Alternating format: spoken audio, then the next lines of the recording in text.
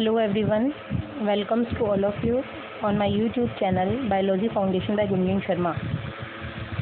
आज के जो क्लास है उसको स्टार्ट करने से पहले मैं कहना चाहूँगी कि जो बच्चे इस चैनल के ऊपर नए हैं वो वीडियो को देखने से पहले चैनल को सब्सक्राइब करें, और अगर आपको वीडियो अच्छा लगता है, वीडियो में बताई गई बातें आपको हेल्पफुल लगती हैं, यूज़फुल लगती हैं, नॉलेजेबल लगती हैं, तो आप इस वीडियो को आगे से आगे शेयर कीजिए ताकि कोरोना रिलेटेड जो पैंडमिक सिचुएशंस हैं उनमें इस वीडियो का बेनिफिशियल जो इफ़ेक्ट है वो हर ईच एंड एवरी स्टूडेंट को मिल सके। तो आइए क्लास स्टार्ट करते हैं।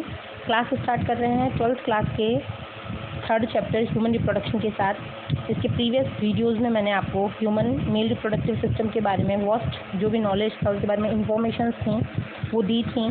आज उसके नेक्स्ट पार्ट 2 के रूप में हम ले रहे हैं फीमेल रिप्रोडक्टिव सिस्टम।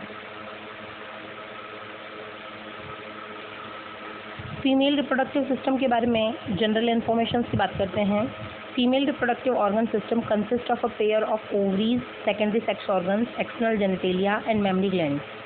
तो मैंने आपको पहले बताया था कि कोई भी ऑर्गन सिस्टम हो उसका जो फॉर्मेशन होता है वो वेरियस टाइप के ऑर्गन्स के थ्रू होता है, और ऑर्गन्स का जो डेवलपमेंट है वो वेरियस टाइप के टिश्यूज़ के थ्रू होता है, और टिश्यूज़ का जो डेवलपमेंट है वो वेरियस टाइप के सेल्स के थ्रू होता है।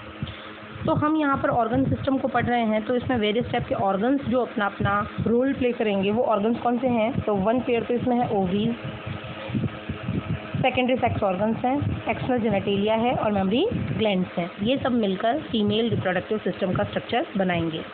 Ovaries are primary female sex organs. 1 number का क्वेश्चन यहाँ से कंपटीशन एग्जाम में पूछा जाता है कि what is the primary sex organ of the female. तो यहाँ पर हम ये देखते हैं कि ओवरीज जो हैं ये फीमेल के अंदर प्राइमरी फीमेल सेक्स ऑर्गन की तरह बिहेव करती है, which produce female gametes called ova and secrete the female sex organ. Next 2 mark का जो क्वेश्चन पुटअप होता है वो ये क्वेश्चन पुटअप होता है कि what are the 2 basic functions which perform by the ovaries. Ovaries के थ्रू या किसी भी एक जो फीमेल प्राइमरी सेक्स ऑर्गन है उसके थ्रू ऐसे कौन से 2 फंक्शन प्ले किए जाते हैं। तो पहला कार्य क्या होगा कि ये जो ओवरीज हैं वो फीमेल गैमेट को प्रोड्यूस करती हैं जिसका नाम होता है ओवा, और दूसरा फंक्शन होगा कि ये फीमेल सेक्स हार्मोन्स को सीक्रेट करती है। और वो फीमेल सेक्स ऑर्गन्स 2 होते हैं, हार्मोन्स 2 होते हैं। पहला होता है एस्ट्रोजन, दूसरा होता है progesterone. These are located one on each side of the lower abdomen. हमने देखा था कि ह्यूमन मेल के अंदर टेस्टिस एब्डोमन कैविटी के आउटसाइड स्क्रोटम में पाए जाते हैं, लेकिन यहाँ पर उल्टा है। यहाँ पर जो ओवरीज होंगी वो दोनों ही ओवरीज लोअर एब्डोमन में पाई जाएंगी। एब्डोमन का मतलब है पेट, यानी कि पेट के अंदर पाई जाएंगी। इट इज़ आलमंड शेप इसका आलमंड के जैसा होगा, मीन बादाम के जैसा होगा। 2 to 4 सेंटीमीटर इसकी लेंथ होगी ओवरी की, और 1.5 सेंटीमीटर इसकी क्या होगी, विड्थ होगी। It is connected to the pelvic wall. अब बात आती है पेल्विक की। ये पेल्विक क्या है, तो 11th क्लास में हमने स्केलेटन से रिलेटेड जो चैप्टर पढ़ा था, कंकाल तंत्र के बारे में जो चैप्टर पढ़ा था, उसमें हमें पता है कि हमारी बॉडी के अंदर जो गर्डल्स हैं यानी मेखलाएँ जो होती हैं वो 2 प्रकार की होती हैं। गर्डल्स के 2 प्रकार कौन से होंगे, पेक्टोरल गर्डल और पेल्विक गर्डल। और हम इसको अगर हिंदी में बोले तो मेखला 2 प्रकार की होती है, अंश मेखला और श्रोणी मेखला। बीच में मेरे को 2-3 बच्चों ने ये कहा कि इंग्लिश मीडियम के थ्रू हम नहीं हैं, हम हिंदी मीडियम के हैं, तो वीडियोस को समझने में थोड़ी डिफ़िकल्टी होती है। तो मैं यहाँ पर जो है बाइलिंगुअल आपसे बात कर रही हूँ कि जो गर्डल्स हैं या जो मेखलाएँ हैं वो 2 प्रकार की होती हैं, पेक्टोरल और पेल्विक। तो जो हमारे एब्डोमन से नीचे के लोअर पोर्शंस हैं वो लोअर पोर्शंस एब्डोमन के नीचे वाले सारे वहाँ पे जो गर्डल होगी वो कहलाती है पेल्विक गर्डल।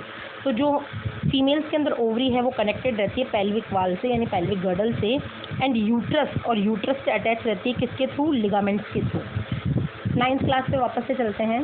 9th क्लास में हमने कनेक्टिव टिश्यूज़ देखे, तो कनेक्टिव टिश्यूज़ में हमने देखा कि बोन और कार्टिलेज तो कनेक्टिव टिश्यू है ही, साथ में लिगामेंट्स और टेंडन्स के नाम भी हमने पढ़े थे।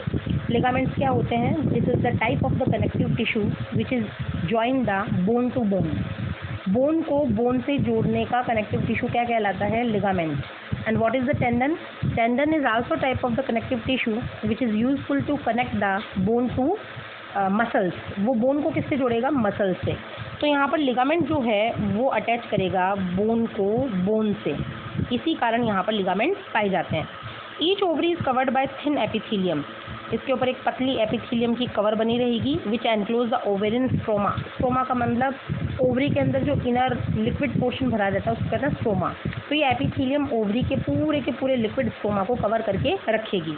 Stroma is divided into 2 region. Ovary का जो स्ट्रोमा है उसको 2 क्षेत्रों में, 2 भागों में डिवाइड कर सकते हैं।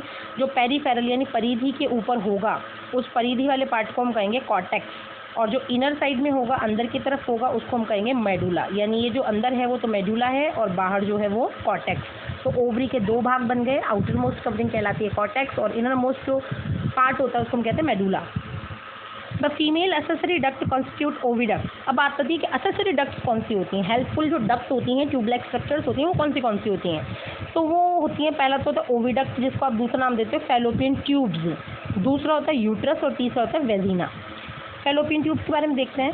Each fallopian tube is about 10 to 12 centimetre long. Important question है कॉम्पिटिशन का, 1 मार्क के क्वेश्चन में जितने भी कॉम्पिटिशन एग्जाम्स आप फाइट करेंगे उसमें पूछा जाएगा कि फैलोपियन ट्यूब्स या ओविडक्ट की जो लेंथ होती है वो अप्रॉक्स कितनी होती है। तो अप्रॉक्स होती है 10 to 12 centimetre long and extend from the periphery to each ovary to the uterus. और ये इसकी जो लेंथ है वो कहाँ से कहाँ तक प्रोसीड करती है, वो करती है ओवरी से लेके यूट्रस तक। The part of the oviduct closer to the ovary is funnel shape infundibulum. ऐसा भाग, ओविडक्ट का वो भाग जो ओवरी के क्लोजर है यानी ओवरी के पास है, वो बिल्कुल फनल शेप का होता है, कीप की आकृति का होता है, उसका नाम होता है infundibulum. The edges of the infundibulum, edges का मतलब किनारे, ये जो इनफंडिबुलम के किनारे हैं उन किनारों के ऊपर फिंगर जैसे प्रोजेक्शंस निकले रहते हैं, अंगुली जैसे उभार निकले हुए रहते हैं और उन उभारों को हम कहते हैं फिम्ब्री। 1 नंबर का क्वेश्चन है कि जो इनफंडिबुलम एजेस हैं वहाँ पे फिंगर लाइक प्रोजेक्शंस जो निकले रहते हैं उनको क्या कहते हैं, उनको कहते हैं फिम्ब्री। और फिम्ब्री का काम जो होता है वो है help in collection of the ovum after ovulation. जैसे ही मेंस्ट्रुअल साइकिल के 14th डे ओवरी रप्चर होकर ओवम को सिक्रेट करेगी, उस ओवम को रिसीव करने का काम करेगा फिम्ब्री। तो फिम्ब्री का काम होता है कैप्चर द एग और ova at the time of the ovulation. Infundibulum leads to a wider part of the oviduct called ampulla. तो जैसे ये जो कीपाकार स्ट्रक्चर था, फनल लाइक स्ट्रक्चर था, ये आगे जाकर एक वाइडर पार्ट में ओपन हो गया, चौड़े भाग में खुल गया और उस वाइडर पार्ट को कहा हमने एम्पुला। यानी फैलोपियन ट्यूब का जो सेकंड पार्ट होता है उसको हम कहते हैं ampulla. Isthmus is the last part. जो फैलोपियन ट्यूब का लास्ट पार्ट है वो होता है isthmus which has a narrow lumen. ये एक बहुत ही ज़्यादा नैरो यानी सकरी ल्यूमन होती है, छोटी सी जगह होती है and it join the uterus. और ये किसको जोड़ देती है, यूट्रस से जुड़ी हुई रहती है। यूट्रस और womb is a peer shape. Uterus यानी गर्भाशय, वॉम्ब यानी बच्चादानी, ये पियर शेप की होती है। पियर यानी नाशपाती जो हम खाते हैं, फ्रूट होता है एक टाइप का, जैसी पियर होती है वैसे ही शेप का फीमेल के अंदर यूट्रस या वॉम्ब होता है। मस्कुलर यानी मसल्स के थ्रू बना हुआ होता है। इसके पहले हम आगे की जनरल बातें करें उससे पहले एक डायग्रामेटिक फॉर्मेशन हम देख लेते हैं। ये हमें यहाँ पर दिखा रखा है, जो भी पाउच लाइक स्ट्रक्चर्स दिखा रखे हैं, ये फॉर्मिना दिखा रखा है। सर्विक्स यहाँ पे एक नैरो पोर्शन दिखा रखा है सर्विक्स का। उसके अलावा लेबियम मेजोरा, लेबियम माइनोरा, ये जो जेनेटेलिया देखेंगे अपन, एक्सटर्नल जेनेटेलिया देखेंगे, वो शो कर रखे हैं। और यहाँ पर हमें एक ग्लैंड दिखा रखी है जो कि फीमेल के अंदर एसेसरी ग्लैंड का कार्य करेगी। और यहाँ पे जो है ये पाउचेस के रूप में वापस से ही शो कर रखा है इसको। और ये जो ओवरी की लोकेशन शो कर रखी है आलमंड शेप की यहाँ पे, और ये लिगामेंट्स शो कर रखे हैं किस तरीके से ये अटैच है। नेक्स्ट उसके बाद में देखें तो जो हमारे बोर्ड की क्लास के अंदर डायग्रामेटिक रिप्रेजेंटेशन आता है वो ये है। ये इंपॉर्टेंट डायग्राम है जो 5 मार्क के क्वेश्चन में पूछा जाता है, इसकी थ्योरी और इसका डायग्राम। तो इसमें अगर हम बात करें तो ये बीच में आपको स्ट्रक्चर दिख रहा है यूट्रस का। ये 2 आपको यहाँ पर दिख रही है फैलोपियन ट्यूब्स जिनको ओविडक्ट कहा गया है। ये फनल लाइक स्ट्रक्चर आपको दिख रहा है इनफंडिबुलम। इनफंडिबुलम के बाद वाइडर पार्ट आपको दिख रहा है एम्पुला और ये पार्ट आपको दिख रहा है इस्थमस। नेक्स्ट ये फिंगर लाइक प्रोजेक्शंस आपको दिख रहे हैं, ये फिम्ब्री है, इनसे ओवरी कलेक्शन, ओवरी अटैच है। ओवरी जैसे ही ओवम को रिलीज करेगी, ये ओवम कहाँ पर आएगा, फिम्ब्री के पास। फिम्ब्री इसको देगी इनफंडिबुलम को, देन एम्पुला, देन इस्थमस। ये एग यहाँ पे शो किया हुआ है। इसके बाद में ये जो होलो पोर्शन आपको दिख रहा है यूट्रस का, ये है फंडस। फैलोपियन ट्यूब्स हैं। यूट्राइन की कैविटी जो है, ये कैविटी दिखा रखी है। यूट्रस की जो लेयर होती है, यूट्रस की जो लेयर होती है वो 3 लेयर्स होती हैं। बाहर की तरफ जो लेयर होती है उसको कहते हैं पेरीमेट्रियम, पेरीमेट्रियम। बीच में जो होती है उसको कहते हैं मायोमेट्रियम और अंदर की तरफ जो होती है उसको कहते हैं एंडोमेट्रियम। पेरीमेट्रियम प्रोटेक्शन करेगी, मायोमेट्रियम डिलीवरी के समय यूज़ आएगी, जब बच्चे की पार्चुरेशन की प्रोसेस, प्रसव की क्रिया होने वाली होगी तब ये यूज़फुल होगी। एंडोमेट्रियम के थ्रू मेंस्ट्रुअल साइकिल हर मंथ लेडी के अंदर आएगा। सर्विक्स क्या होती है, वेजिना की जो नैरो कैनाल होती है उसको सर्विक्स कहते हैं। ये यूट्रस शो कर रखा है और यहाँ पे ये वेजिना शो की हुई है। वेजिना क्या है, बर्थ कैनाल की तरह बिहेव भी करती है और स्पर्मेटोजोआ को रिसीव करने का काम भी वेजिना का ही होता है। तो यूट्रस की बात चल रही थी कि यूट्रस कैसा ऑर्गन है, मस्कुलर ऑर्गन है, मसल्स के थ्रू बना हुआ है। It is attach to the pelvic wall, same pelvic यानी पेल्विक गर्डल का मतलब एब्डोमेन के नीचे जो गर्डल पाई जाती है उसको कहते हैं pelvic girdle. And supported by ligaments, और किसके थ्रू सपोर्ट रहेगी, लिगामेंट्स के through. What is the ligament, connective tissue है जो किसको किससे जोड़ेगा, बोन को बोन से। Wall of the uterus has 3 layer, अभी हमने बात की कि इसके 3 लेयर्स होती हैं। नंबर 1 पेरीमेट्रियम, मोस्ट इंपॉर्टेंट है 3 मार्क के क्वेश्चन में, 1 मार्क के क्वेश्चन में, 2 मार्क के क्वेश्चन में, कॉम्पिटिशन में, सब्जेक्टिव क्वेश्चन में बार में क्वेश्चन आते हैं, तो इसको मोस्ट इंपॉर्टेंट आप करके देखिएगा कि जो इसकी लेयर्स होती हैं वो 3 होती है। नंबर 1 पे है पेरीमेट्रियम, नंबर 2 पे है मायोमेट्रियम, नंबर 3 पे है एंडोमेट्रियम। पेरीमेट्रियम क्या होती है, आउटर मोस्ट है, थिन मेम्ब्रेन है। मायोमेट्रियम क्या है, मिडिल थिक लेयर है, किसकी बनी हुई है, स्मूथ मसल्स की बनी हुई है। एंडोमेट्रियम कौन सी लेयर है, इनर मोस्ट लेयर है और ये ग्लैंड्स की बनी हुई है विच लाइन्स द यूट्राइन कैविटी, जो किसको कवर करके रखती है, यूट्राइन कैविटी को। Uterus opens into vagina, uterus किस में ओपन होगा, वेजिना में, थ्रू अ नैरो सर्विक्स, और किसके थ्रू, सर्विक्स के through. It's cavity is called the cervical canal, और सर्विक्स की जो कैविटी होती है उसका नाम हो जाता है सर्वाइकल कैनाल। और ये सर्वाइकल कैनाल जो है वेजिना के साथ मिलकर बनाती है बर्थ कैनाल, जिससे कि बेबी का बर्थ पार्चुरेशन के समय होता है। Endometrium layer undergo cyclic, endometrium layer undergoes cyclic changes. Endometrium जो होती है वो साइक्लिक चेंजेस में जाती है हर month during menstrual cycle. Smooth muscles in myometrium contract during perforation for delivery of the baby. अब यहाँ पे स्मूथ मसल्स जो मैंने आपको बताया मायोमेट्रियम में, उसका वर्क सिर्फ एक ही समय होगा और वो होगा पार्चुरेशन के समय। ये परफोरेशन नहीं है, ये मिसप्रिंटिंग हुई है यहाँ पे, ये है पार्चुरेशन।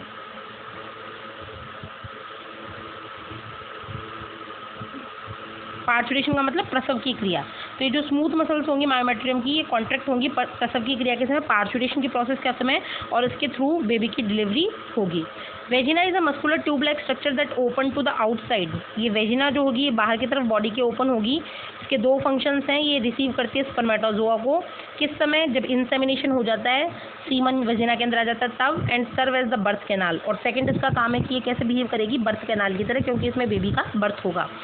फीमेल एक्सटर्नल जेनेटेलिया की बात करें तो जेनेटेलिया के बेस पे फीमेल में 5 जेनेटेलिया प्रेजेंट होती हैं। फर्स्ट होती है मॉन्स प्यूबिस, सेकंड होती है लेबिया मेजोरा, थर्ड होती है लेबिया माइनोरा, फोर्थ होती है क्लिटोरिस और फिफ्थ होती है हाइमन। मॉन्स प्यूबिस जो है वो कुशन लाइक यानी कि फैटी है, बिल्कुल कुशन यानी कि जैसे फैट ही फैट इकट्ठा होकर यहाँ पे बहुत मोटेदार गुद्देदार स्ट्रक्चर है, and covered by the skin, ये स्किन के थ्रू कवर्ड रहती है, उसके ऊपर प्यूबिक हेयर प्रेजेंट रहते हैं। लेबिया मेजोरा मॉन्स प्यूबिस के नीचे है, फ्लैशी है, फ्लैश लाइक स्ट्रक्चर है, टिश्यूज की बनी हुई है, extend down from the mons pubis, और जस्ट किसके नीचे, मॉन्स प्यूबिस के नीचे है। और वेजिना की ओपनिंग को ये क्या करके रखती है, सराउंड करके रखती है, घेर कर रखती है।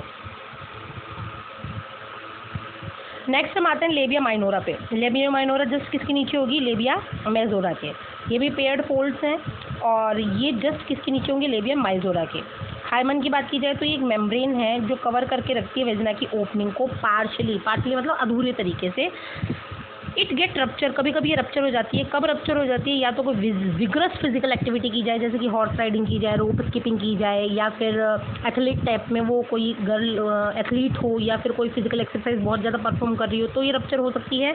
या फिर ये फर्स्ट क्वाइटस के समय, फर्स्ट फिजिकल रिलेशनशिप के समय ब्रेक डाउन हो सकती है। तो इसका हाइमन का प्रेजेंट होना या ना होना ये किसी भी फीमेल की वर्जिनिटी का द्योतक नहीं होता कि हम उसकी वर्जिनिटी को इसके थ्रू डिफाइन करें।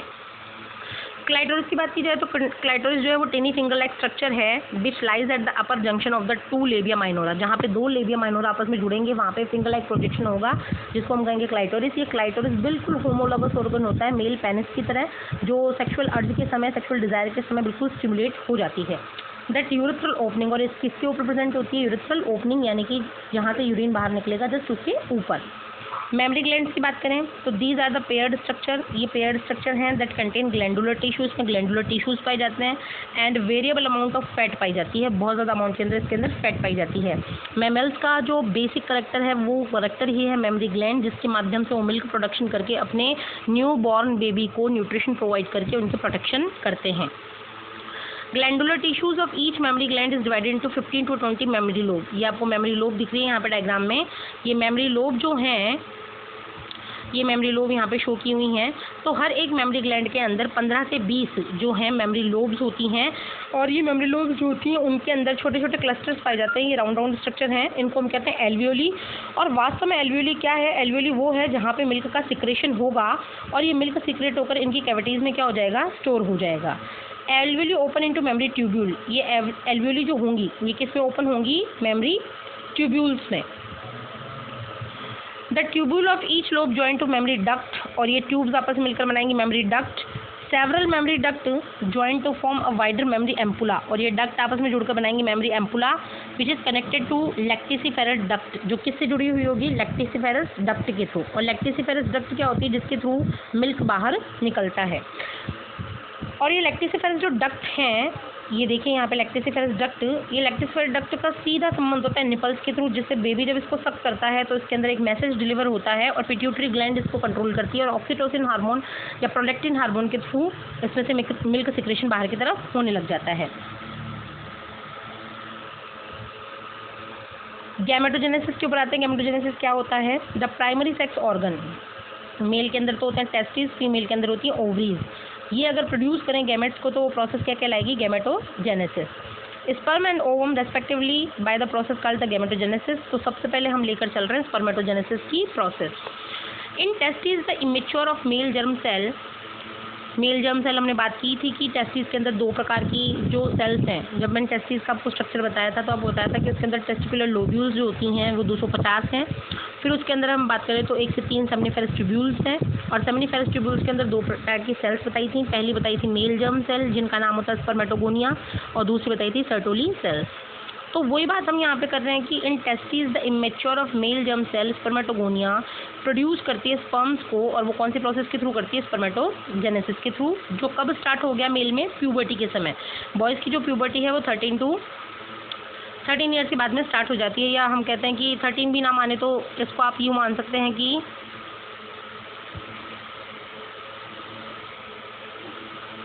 14 ईयर ऑनवर्ड। डायग्रामेटिक रिप्रेजेंटेशन की बात की जाए तो जो स्पर्मेटोगोनियम है, जो आपको नीचे बेसिक स्ट्रक्चर दिखा रखे हैं, इसके अंदर माइटोसिस की प्रोसेस होकर ये अपने नंबर को इंक्रीज करेगी। उसके बाद में इनसे प्राइमरी स्पर्मेटोसाइट्स बनेंगे, प्राइमरी मियोसिस, मियोटिक डिवीजन करेंगी, फिर सेकेंडरी स्पर्मेटोसाइट्स, फिर उसके बाद में स्पर्मेटिड्स, और फाइनली इसमें बनेंगे स्पर्मेटोजोआ। बीच में जो आपको सर्टोली सेल्स दिखा रखी हैं ये डेवलपिंग होती हुई जो भी स्पर्मेटोसाइट्स हैं या स्पर्म्स हैं या स्पर्मेटोजोआ हैं उनको न्यूट्रिशन प्रोवाइड करने का वर्क करेंगी। बाय माइटोटिक डिवीजन वापस रिकॉल कर लेते हैं। ऐसा डिवीजन जिसमें एक पेरेंट सेल से 2 डॉटर सेल्स बनती हैं, क्रोमोसोम नंबर जो हैं वो सेम रहते हैं, तो उसके थ्रू ये इंक्रीज करेगी नंबर को, और ईच स्पर्मेटोगोनियम इज डिप्लॉयड, ये डिप्लॉयड होगी। मीन इसके अंदर क्रोमोसोम नंबर सेट डबल होगा और इसके अंदर 46 क्रोमोसोम्स पाए जाएंगे। इनमें से कुछ स्पर्मेटोगोनियाज में से कुछ जो होगी वो बदल जाएंगी, और बदल कर क्या कहलाएंगी? Primary spermatocytes. मतलब इनमें मॉडिफिकेशंस हो जाएंगे, और after modification these are called primary spermatocytes. Periodically undergo meiosis, और वो कौन सा डिवीजन में एंटर करेंगे? मियोसिस में। What is the meiosis? Meiosis is a special kind of the division in which single parent cell convert into 4 daughter cells and chromosome number become half. तो जैसे ही primary spermatocytes ने अपना first meiotic division complete किया तो इससे 2 और equal और haploid cells बनेंगी सेकेंडरी स्पर्मेटोसाइट्स। यहाँ पे बात बताना चाहेंगे कि जो मियोसिस है उसके 2 भाग होते हैं, मियोसिस फर्स्ट, मियोसिस सेकंड, यानी इसके 2 पार्ट्स होते हैं, meiosis first and meiosis second. Meiosis first तो रिडक्शन डिवीजन भी है, लेकिन मियोसिस जो सेकंड होगा वो एक्चुअल में माइटोसिस के इक्वल होगा, यानी जैसे माइटोसिस में प्रोसेस होगी वैसे ही मियोसिस सेकंड डिवीजन में भी होगी। Which have only 23 chromosome each, और सेकेंडरी स्पर्मेटोसाइट्स में सिर्फ कितने क्रोमोसोम रह जाएंगे? 23, क्योंकि वहाँ पर कौन सा डिवीजन हो गया? Meiosis. The secondary spermatocyte undergo second meiotic division, फिर ये वापस से सेकंड मियोटिक डिवीजन में एंटर करेगी, और यहाँ पे एंटर करने से प्रोड्यूस होंगे 4 equal haploid spermatids. Spermatids are transform into spermatozoa. Spermatid बिल्कुल राउंड स्ट्रक्चर होती है, और स्पर्मेटोजोआ की बात की जाए तो कुछ इस तरीके से फॉर्मेशन होता है। तो जैसे ही स्पर्मेटिड स्पर्मेटोजोआ में कन्वर्ट होगी तो ये प्रोसेस कहलाएगी spermiogenesis. After spermiogenesis sperm head become embedded in Sertoli cells. ये जो स्पर्म का हेड होता है, जैसे स्पर्मियोजेनेसिस की प्रोसेस होती है तो स्पर्म का हेड जो है वो अटैच हो जाता है सर्टोली सेल्स के अंदर, यानी अंदर की तरफ धंस जाता है, और final release from the seminiferous tubule, और जब ये सेमिनिफेरस ट्यूब्यूल से निकलकर मैच्योर होकर बाहर निकलते हैं वो प्रोसेस कहलाती है स्पर्मिएशन। तो स्पर्मियोजेनेसिस अलग है, स्पर्मेटोजेनेसिस अलग है और स्पर्मिएशन अलग है। इन तीनों में डिफरेंस के क्वेश्चंस भी बार बार में पूछ लिए जाते हैं, तो तीनों डेफिनेशंस को आप अच्छे तरीके से रिकॉल कीजिएगा कि what is the spermatogenesis, what is the spermiogenesis and what is the spermiation. Hormonal control की बात करें कि स्पर्मेटोजेनेसिस को कौन कंट्रोल कर रहा है, तो स्पर्मेटोजेनेसिस जो है वो प्यूबर्टी के समय स्टार्ट हो गया। ऐसा क्यों हुआ? क्योंकि बॉय के अंदर सिग्निफिकेंट इंक्रीज हुआ GnRH का। What is the GnRH? ये एक तरीके से हाइपोथैलेमिक हार्मोन होता है जो हाइपोथैलेमस के थ्रू सीक्रेट किया जाता है। फुल फॉर्म की बात करें तो gonadotropin releasing hormone, gonadotropin releasing hormone. तो प्यूबर्टी के समय हाइपोथैलेमस के थ्रू ये हार्मोन रिलीज किया जाएगा, इसका अमाउंट बढ़ेगा और अमाउंट बढ़ते ही स्पर्मेटोजेनेसिस की प्रोसेस स्टार्ट हो जाएगी। डायग्रामेटिक रिप्रेजेंटेशन की बात करें तो ये हाइपोथैलेमस है, GnRH को सीक्रेट किया, GnRH गया एंटीरियर पिट्यूटरी पे, क्योंकि आपकी पिट्यूटरी जो है दो पार्ट में डिवाइड है, एंटीरियर और पोस्टीरियर।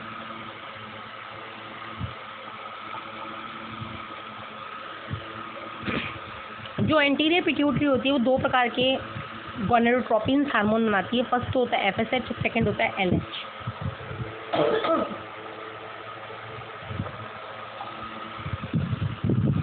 फुल फॉर्म की बात करें तो FSH की फुल फॉर्म होगी फॉलिकल स्टिमुलेटिंग हार्मोन और LH की फुल फॉर्म होगी ल्यूटिनाइजिंग हार्मोन। FSH जो है वो स्पर्मेटोगोनिक सेल्स के ऊपर वर्क करेगा, मतलब स्पर्मेटोगोनिया के ऊपर वर्क करेगा और स्पर्मेटोजेनेसिस के प्रोसेस में हेल्प करेगा। LH जो है वो इंटरस्टिशियल सेल्स या मैं कहूँ कि लैडिक सेल्स पे, जो मैंने टेस्टिस के स्ट्रक्चर बताई थी आपको बताया था कि इंटरस्टिशियल सेल्स का ही दूसरा नाम क्या होता है, लैडिक सेल्स। तो लैडिक सेल्स के ऊपर वर्क करेगा और इसके थ्रू टेस्टोस्टेरोन हार्मोन का सिक्रेशन स्टार्ट होगा। टेस्टोस्टेरोन जो होगा वो DHT के रूप में निकलेगा, यानी डाइहाइड्रोक्सी टेस्टोस्टेरोन के रूप में निकलेगा और ये जो जाकर वर्क करेगा वो करेगा एंड्रोजन रिसेप्टर्स के ऊपर। और नेक्स्ट इधर हम बात करें कि जैसे ही FSH जो है ये सर्टोली सेल्स के ऊपर भी वर्क करेगा और सर्टोली सेल्स वेरियस टाइप के इसके अंदर क्या करेगी, फैक्टर्स सिक्रेट करेंगे और वो फैक्टर जो होते हैं वो दो रूपों में होते हैं, या तो वो एंड्रोजन बाइंडिंग प्रोटीन सिक्रेट कर सकती है या फिर वो क्या सिक्रेट कर सकती है, इनहिबिन प्रोटीन सिक्रेट कर सकती है। और कहीं ना कहीं पे इनहिबिन जो है इसके ऊपर नेगेटिव फीडबैक मैकेनिज्म के थ्रू इनको कंट्रोल करने की कोशिश करेगा। तो ये हार्मोनल जो इसके ऊपर कंट्रोल होता है स्पर्मेटोजेनेसिस के ऊपर, वो मैंने आपको डायग्राम के थ्रू समझाने की कोशिश भी यहाँ पे की है। The increased level of GnRH then acts on the anterior pituitary gland and stimulates the secretion of two gonadotropin luteinizing hormone and follicle stimulating hormone। यह भी अभी हमने बात की। LH acts at Leydig cells and stimulates synthesis and secretion of androgen। यहाँ से आपको एक नंबर का प्रश्न मिलेगा, ये आपको याद करना है।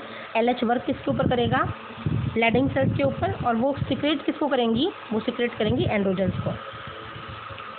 Androgen in turn stimulate the process of spermatogenesis. जैसे ही शरीर में एंड्रोजन बना, स्पर्मेटोजेनेसिस की प्रोसेस क्या हो जाएगी, स्टिमुलेट बढ़ जाएगी।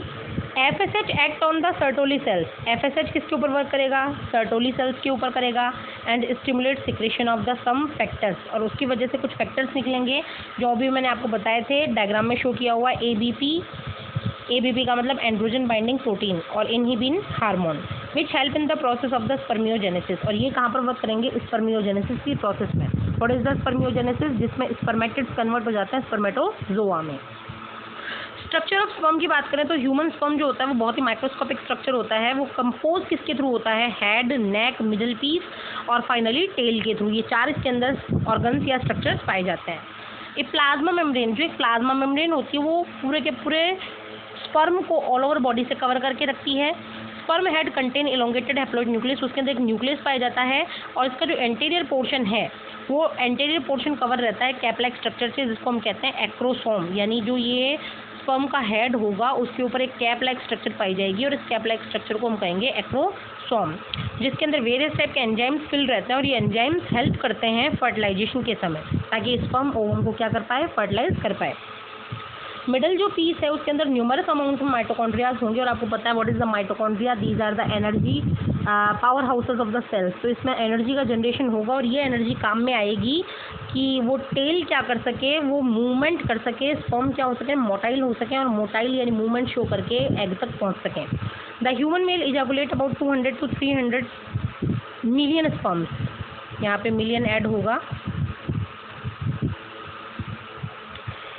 जो ह्यूमन मेल हैं वो इजैकुलेट करते हैं, बाहर निकालते हैं लगभग 200 से 300 मिलियन स्पर्म्स को ड्यूरिंग अ सिंगल क्वाइटस, जब एक फिजिकल रिलेशनशिप बनता है तब। और विच फॉर नॉर्मल फर्टिलिटी, और इसमें भी नॉर्मल फर्टिलिटी एटलीस्ट उसमें 60% जो स्पर्म होते हैं उनके अंदर नॉर्मल शेप और साइज होना चाहिए, और उनके अंदर जो 40% स्पर्म्स हैं उनकी विग्रस मोटिलिटी यानी बहुत तेज़ी से उनके अंदर मूवमेंट करने की कैपेसिटी होनी चाहिए, तभी वो ह्यूमन मेल आगे जाकर प्रोजेनी को प्रोड्यूस कर सकता है। डायग्रामेटिक रिप्रेजेंटेशन देखें तो ये हेड है, यहाँ पे ये नेक है, मिडिल पीस है और ये टेल है। हेड के ऊपर ये एक्रोसोम जिसके अंदर डाइजेस्टिव एंजाइम्स हैं, न्यूक्लियस जिसमें 23 क्रोमोसोम जिसको हम कहते हैं हैप्लॉइड कंडीशन है, और कॉलर जो है जिसके अंदर बहुत ज़्यादा, कॉलर यानी मिडिल पीस की बात करें जिसके अंदर बहुत ज़्यादा न्यूमरस अमाउंट में माइटोकॉन्ड्रिया हैं जो एनर्जी को प्रोड्यूस करेंगे, और फ्लैजेलम जिसको हम टेल भी कह सकते हैं जो क्या करेगी, स्पर्म को लिक्विड मीडियम में स्विम करने में हेल्प करेगी। आज का वीडियो आपको कैसा लगा? जैसे भी उसका कोई कोई क्वेरीज वगैरह हो तो कमेंट सेक्शन में मुझे लिखकर बताएं और ताकि उनका सॉल्यूशन किया जाए। And have a nice day.